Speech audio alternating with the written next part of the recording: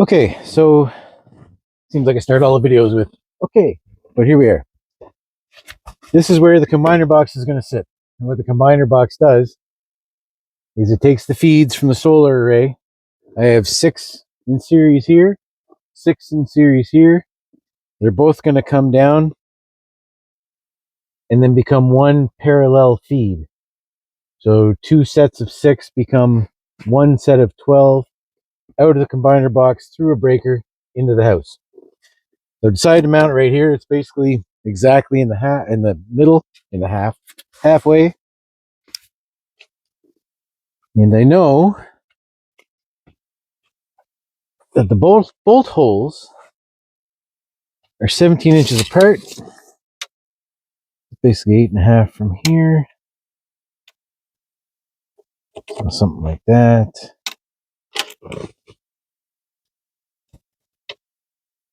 Something like that. 17. I measured them already. It's inside, so put a level on it because you know everything I do has got to be perfectly level. Insert laugh track here.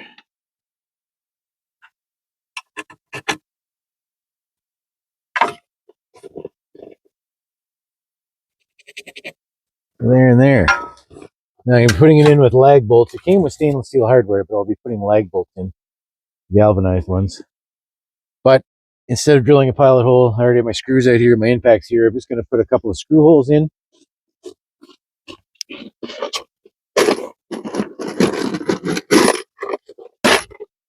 And again, not a how-to video, just a how I do it video.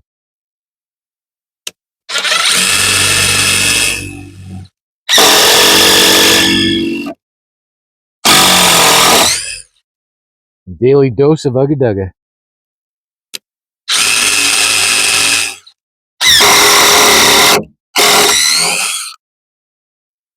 That's going to be hot as heck.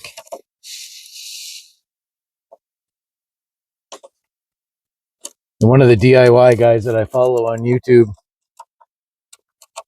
he claims that if you spin the screw in backwards first, cauterize it as it is, or as it were, because it sort of smokes, then it stops the boards from splitting. Now it's cool when you do it down here where there's a butt joint. Do I need to do it out here? Probably not. But now it's a habit of mine. I do it all the time. And so far it hasn't let me down. Okay, I'm going to go get the combiner box and the lag bolts.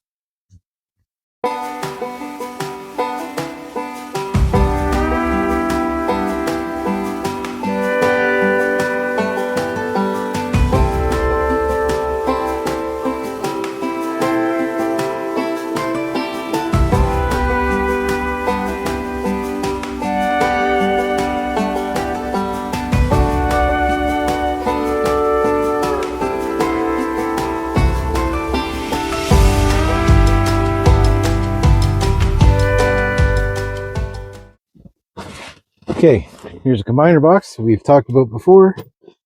I've got my pilot hole started, like I said. I am going to put a few turns of lag bolt in there, so it's easier to start when I'm holding that thing up in the air.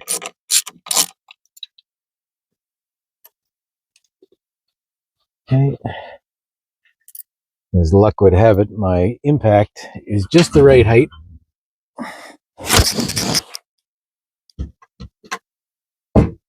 Yeah, I lied. It's an inch too short. It was the right height before I took the snow off the stool, off the bench.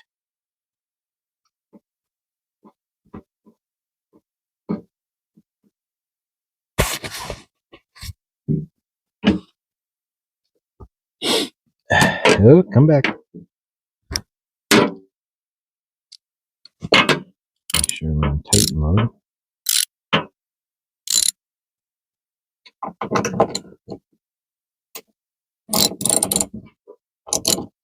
Which we are not. Lefty loosey, righty tighty, one of the first things they taught me in the military. Of course, I was a stoker first.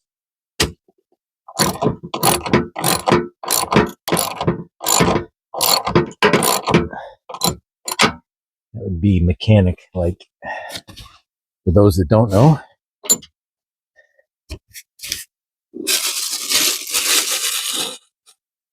I know it doesn't show here, does it? No. Nope. Finished as an electrician. Yeah, that's an even bigger surprise.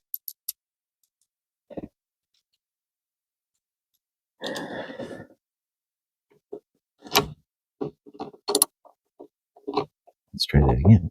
Other way.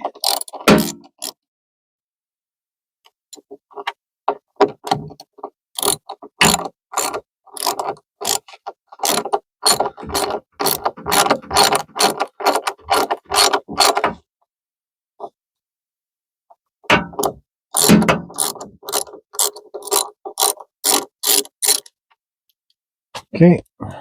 Just wanted to get a couple of threads in there.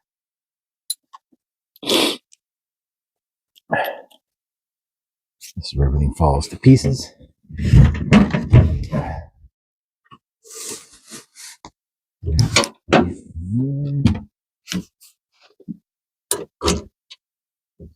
Uh-oh. Put the wrench down.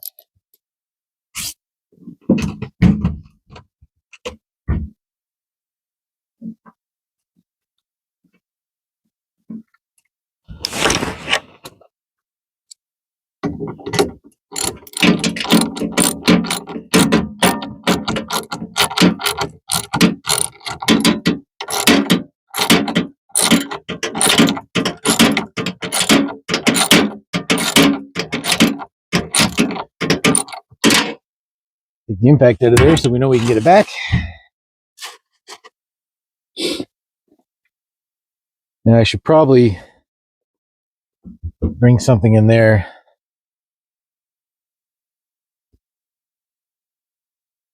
Yeah, I guess that'll do.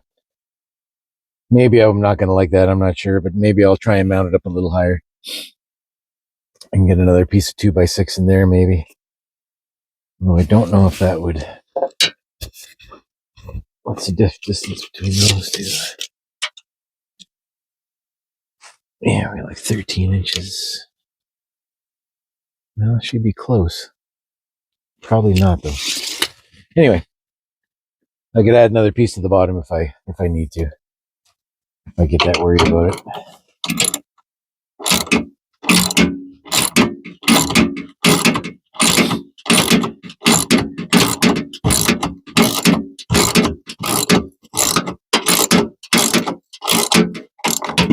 I am looking forward to the day, though, when these videos I can say, or stop saying, this is just temporary.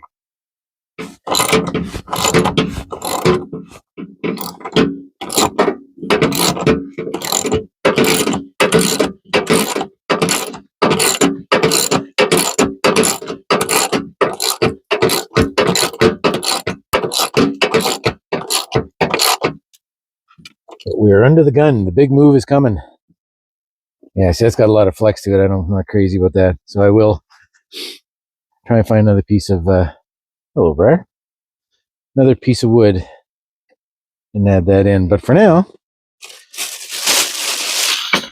she's beautiful.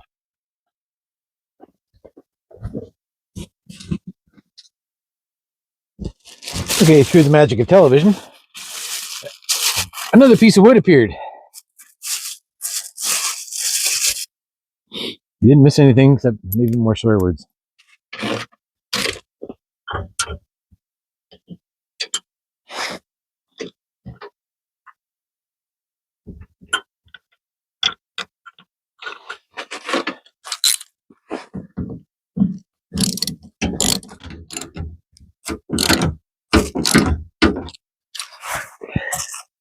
Beautiful.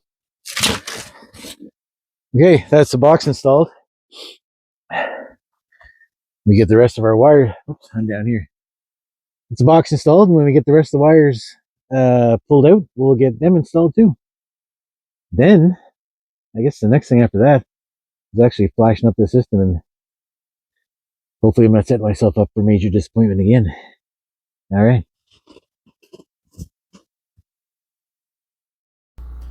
Okay, so I'm going to get the inverter put up on the wall.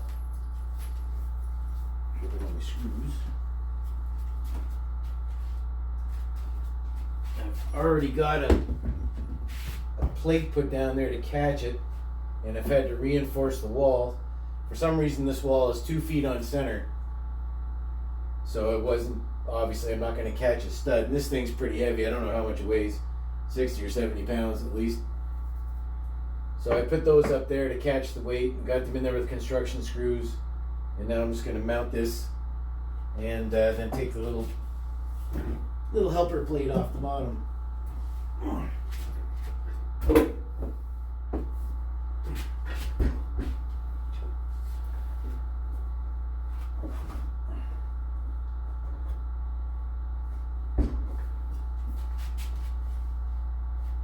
Something like that.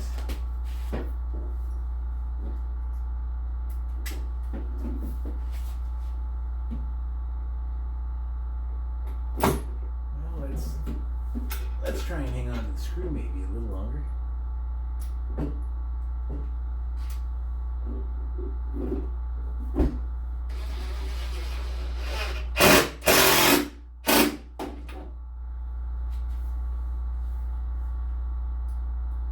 I've already leveled this stuff off.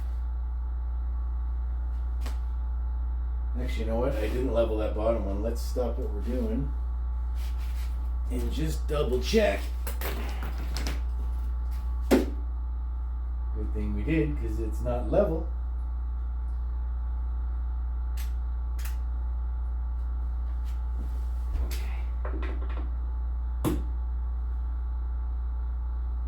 Lift that up. If I take that off, I'm going to have a 60-pound inverter on my head.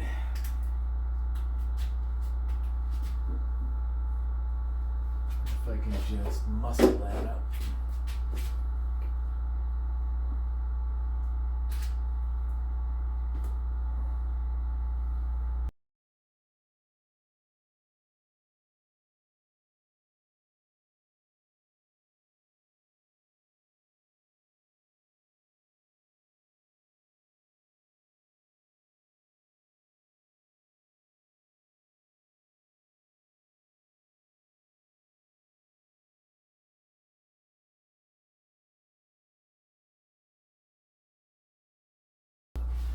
There we go. Not too shabby. Okay, so I'm just going to take the cover off the inverter.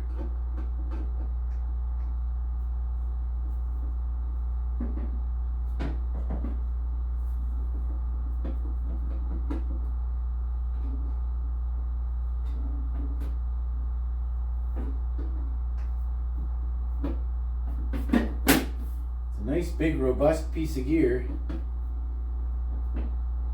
And the screws are teeny tiny little things.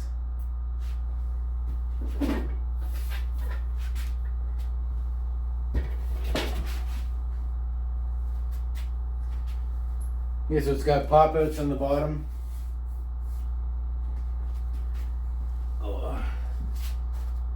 You can see here the load, so that's going to your power panel.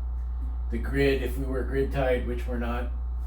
Generator input, which I might put in later, but for now I'm not too worried about it. And of course the PV input. That's going to be coming from outside, right from the panels, right from the panels to the combiner box, right in here. And then of course these two big guys here are for the batteries. And there's a big pop out for them right there. I'm going to take that out.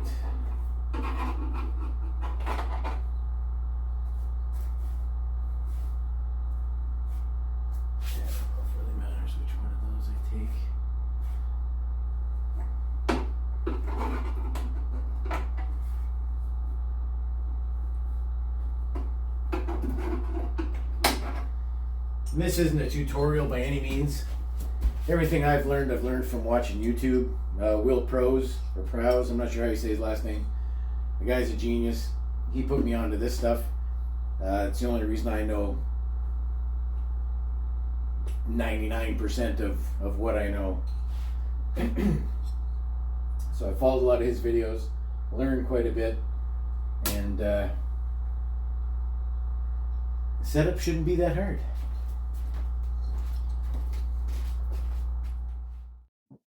Okay, the next job I'm going to do is I'm going to run the 2 cables that go from the combiner box to the inverter.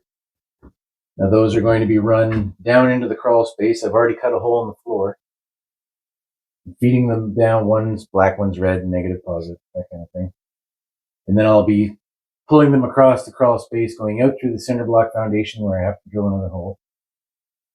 And then from there, all the way out to the solar panels where the combiner box is. This wire is a little heavier gauge than a typical solar setup. It's actually 6 gauge. It's overkill for now, but later on when we expand our system, which we know we're going to, then it'll be perfect. There's no point in doing that twice. So what I've done, there's 2 100-foot rolls, got them started down the hole, and I've pulled them out into the living room. I'll just have to do it in sections, pull a little bit down, come back up here, unroll it again. I don't have a wire reel or anything like that. They just cut off 100 feet for me, taped it up, so here you go. So it's not even on a roll. And once I've got it all pulled and out, then hopefully there's enough that I can connect into the inverter.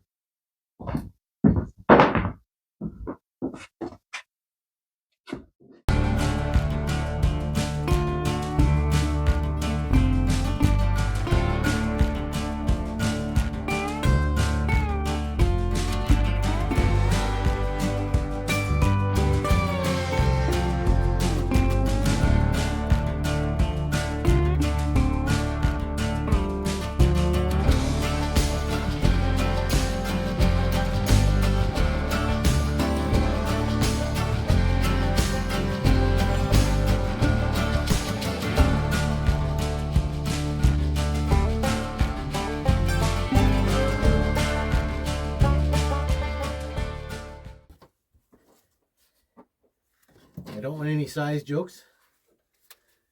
It's a good size drill. Very proud of it. That's where that's coming out. That's right where the TV antenna is.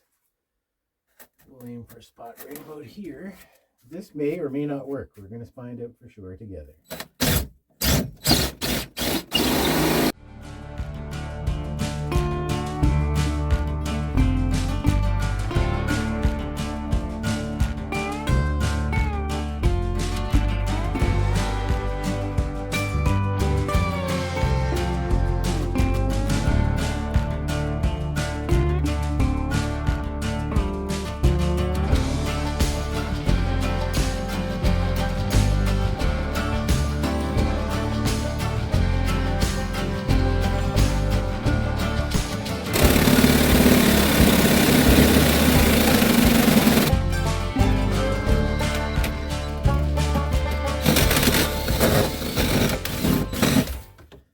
Daylight. All right. Love when a plan comes together, even when it's made up at the last minute. And walk back over to you. I'll be right there. And by walk, I mean crawl on all fours. All right. Okay, so here's those beams I dropped. They're not beams, wires. Get that beam on the brain down here. That's very professional photo videography. Tell people what you're doing and then put your back to them, right? So there's the 2 wires. So we don't have that far to go. I'm going to run right down there and then up over the beam. Up over the beam, and then directly behind that beam is where we just were with the drill. So let's see if I can get that somewhere where it's not going to fall over on us.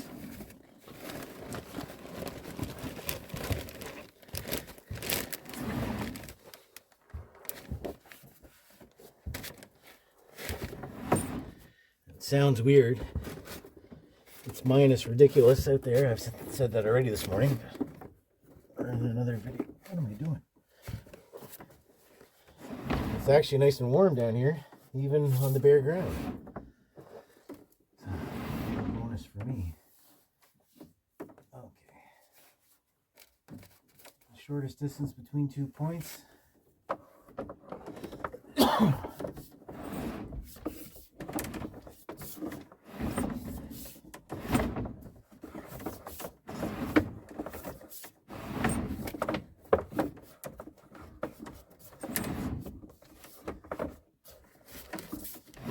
I'd like to give a shout out to my little man Levi. He's my grandson. He's usually here helping me with all this stuff, and this would be right up his alley. He loves this stuff. He'd be bombing around down here like crazy. Best little worker I've ever had or ever worked with. That kid will do anything and with a smile on his face. He's amazing. Anyway, shout out to Levi. Okay, let's get to the other side and continue on with this pull. Sorry about the motion.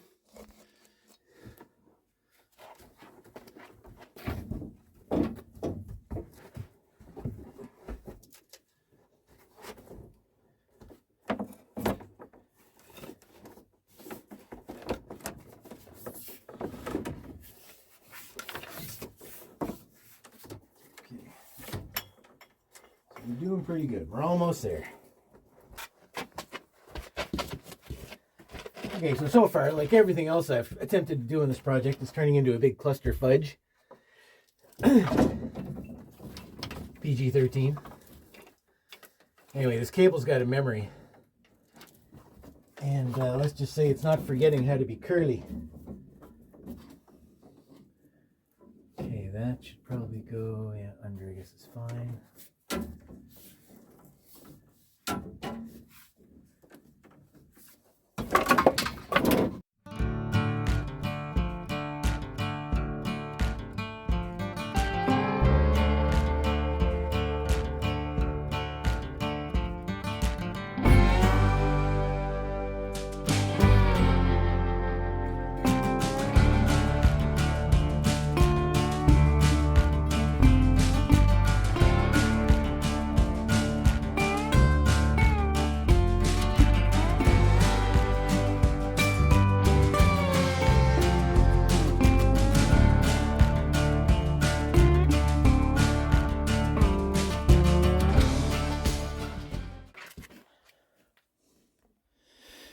And again, that's where the hole comes out.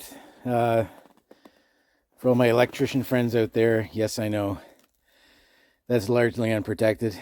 It is PV wire, so it is extra thick insulation. But yeah, I should have a bushing or whatever on that. It's all going to be run in conduit, and I will be putting conduit through that hole to protect the wire, just so you know. And I've got it run out into the driveway. So we're going to pull a little bit more out and see what kind of shape we're in. Okay, so just a quick update on what I managed to get done last night. I torqued down the battery cables, and they're laying right there waiting to hook up to the battery, actually to the bus bars into the battery. I also got what I call my hack job electrical supply going to the load center through the wall up into the load center. I have that terminated. I have yet to terminate all the individual circuits. That's going to be coming today sometime, I think. But this morning, I'm going to hook up the batteries. I double checked the manual, and it is okay to have them standing upright like that. You just can't have them sitting on their side or upside down. It voids the warranty. But it is okay. This simulates a wall mount configuration, even though it's not going to be wall mounted. They're just going to sit there. So I followed along with the directions. I know it's completely out of character for me, but I did. And one of the first things is to turn on each battery individually with it disconnected from everything, and to check for a state of charge and to see if there's any alarms. If there's any alarms and you have to go into the troubleshooting section, then you're probably in trouble. They all turned out great. So on, off, off. They're all off now. Each kit comes with a grounding strap, really super long, especially for what I plan on doing here. But the next thing to do is, with all three batteries off, is you hook up the grounds. I have one connected now, and you ground each battery together. So there'll be another one here And then the last one will come up through here and go into the PE, or potential earth. Essentially, it's ground connection. And then I'll have bare 6-gauge copper leaving here and going out to ground. And that'll tie all this in to earth. So let me get another one out here. Another thing I really have learned to use is these magnetic dishes. Working on stuff like this, especially with this thing, it's got like 6 or 7 of these super tiny little screws holding the cover on. You lose one of those, good luck finding another one.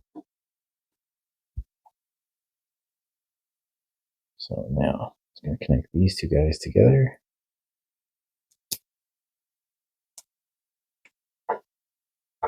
Trying to make this not resemble the old spaghetti factory.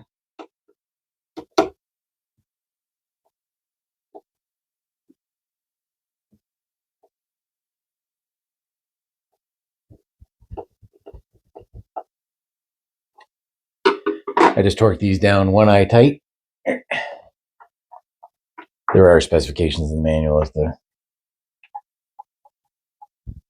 what they're supposed to be tied down to or torqued down to. Okay, so I'll leave that there.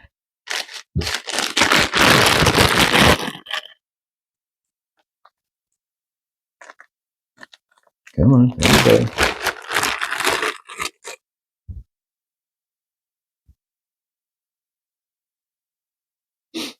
Okay, so basically you get the idea. I'm going to connect those up into there. While I get this figured out, let's speed things up a bit here. Okay, so I've got that last one hooked in. Last ground. And now I ran into a bit of a hiccup. This is the grounding strip here, terminal strip. Excuse me, these come pre-terminated. And obviously, that's not going to work in there. So I'm going to cut this bad boy off. It's now garbage. Strip this back a little bit. Now I should have ferrules or something to clip onto here. There's round, like barrel type ferrules you can get.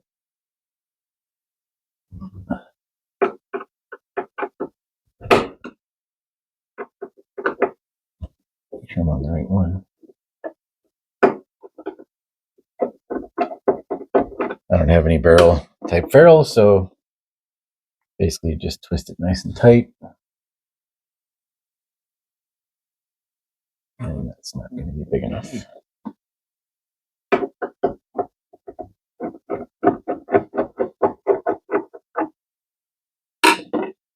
The trick here is getting all of those strands. Is not cooperating.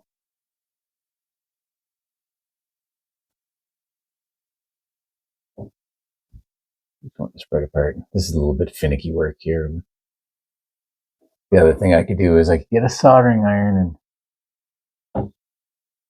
and tin the connection.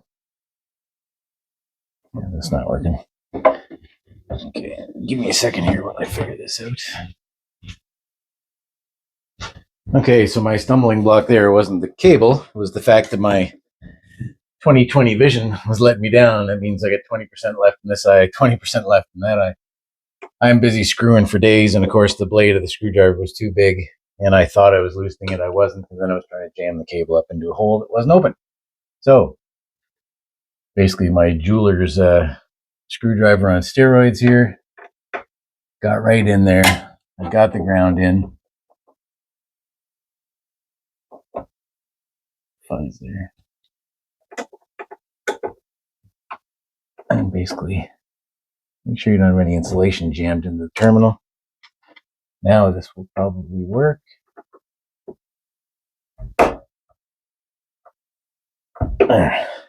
One eye tight. Okay, that's the ground setup.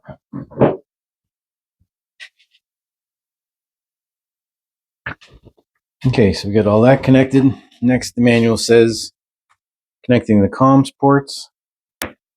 Basically, the first one you connect in is the link out, leaving the link in empty.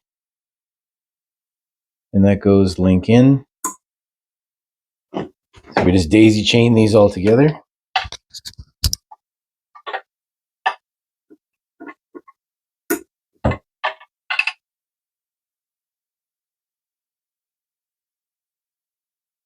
Way around.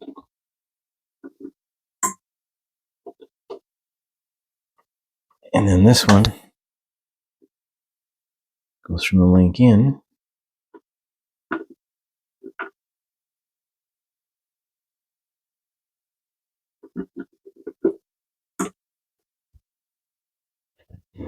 to the battery comms port in the inverter. Now, according to the instructions, of course, you make sure everything's off. Make sure the batteries are off, all the breakers are off, battery breakers off before you do that. And this is kind of a tangled mess. Not going to look very pretty. Okay, so now that's done. Okay, I just caught a quick boo-boo there from the last segment when I hooked the Ethernet cable or the comms cable in from the master battery to the inverter. I didn't go through the whole, it was just sitting out. So when you put the cover back on, that would have been an issue. So basically just disconnected it, right? It's just like Ethernet cable, that's all it is. Disconnected it, popped out the other little metal piece there for the inverter and fed it through the hole. So that's easy to catch, or easy to do, not so easy to catch until it's too late. Okay, next thing we have to do here is hook up our battery power cables. Now these are Maple Leaf batteries. They're a little different than some of the other batteries. But they've got these ports with these snap-in connections, so there's no lugs for you to screw on or anything like that. So each one has one. And the way that we're doing this, the cables that I probably should have ordered, but they weren't available, have a snap-on connection on either end, where these have they're pre-terminated with the lugs. It's not lugs, but you know what I mean. The other ones that have both ends like this can just snap from battery to battery, and then like pause neg, and then run up to the inverter. So because those weren't available, they shipped me these. And then of course we need, it's a Polaris connection basically, but we're calling it a bus bar. We can put the battery connections in here, attach the big battery cable to the other end, and then up into the inverter. So that's what I'm going to do next. I will connect all the reds to a bus bar. I've got one done already. Okay, that's basically it. We know this end's going to connect into here, the other one with the bus bar. So I'll put the other two in, and then I'll do the same with the negatives or the blacks. Same thing. Those three in, up we go. Okay, so I'll get that done now, and then come back. Okay, so I've got my 3 battery connections connected in here. Thought I'd go over and show you how these Polaris connections work in case you don't know. I kind of jumped ahead. But all these ports have these little plastic covers on them. You just pop those off. The top side has Allen key connections here. And you on this, say the input side, pop those out, slide those in, use your Allen key, connect them down tight. And then for safety, these are fully insulated. You can just put the cap back in. Then the last one, instead of going in here, you can pick any one of these. It doesn't matter which one. I'm just doing the end piece. Actually, you know what? I'm going to do the middle one instead. You get the red one. And that might require a little bit of a trim. But you put that one in there. Excuse me. And then you'll tighten it down again. Actually, you know what? I'm misleading you. It has to go to the last one, because that one's already tight.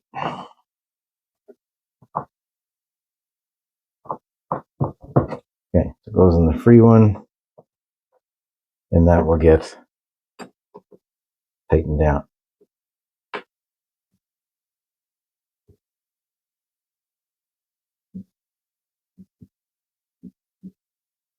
Okay. That's how that goes. Actually, I'll take that one out for now.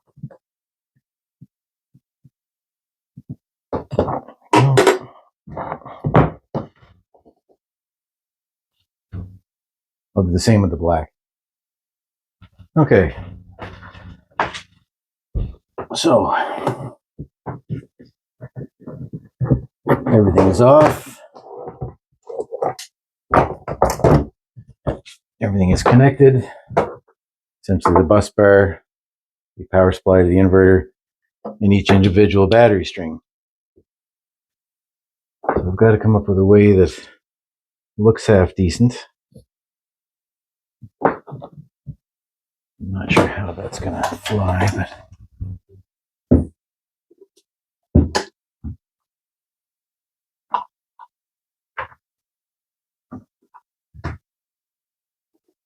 let's go in there and they click in.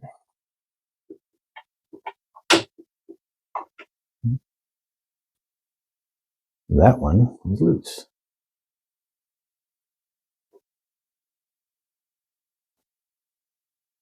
And they've got little push buttons on them to let them back off again if you need to move them for whatever reason.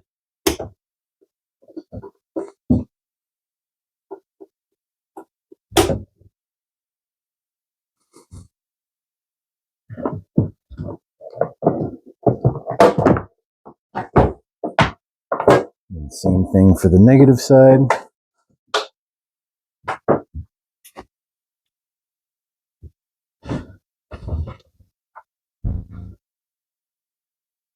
I think I'll make this pretty later, but for now, you get the idea.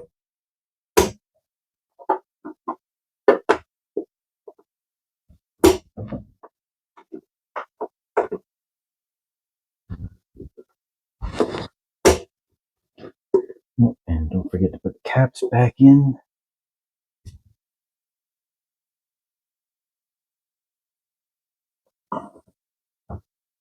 Probably can't see what I'm doing because my back is to the camera. I'm just putting the covers back on so there's no exposed metal anywhere.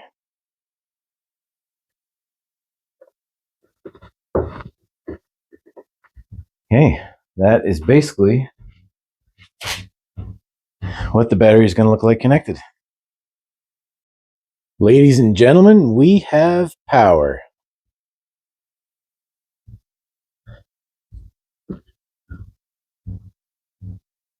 Our batteries are working, receiving a charge. The inverter's doing its thing.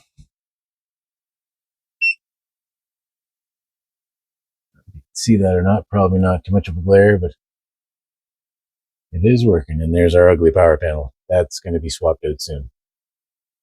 We have power.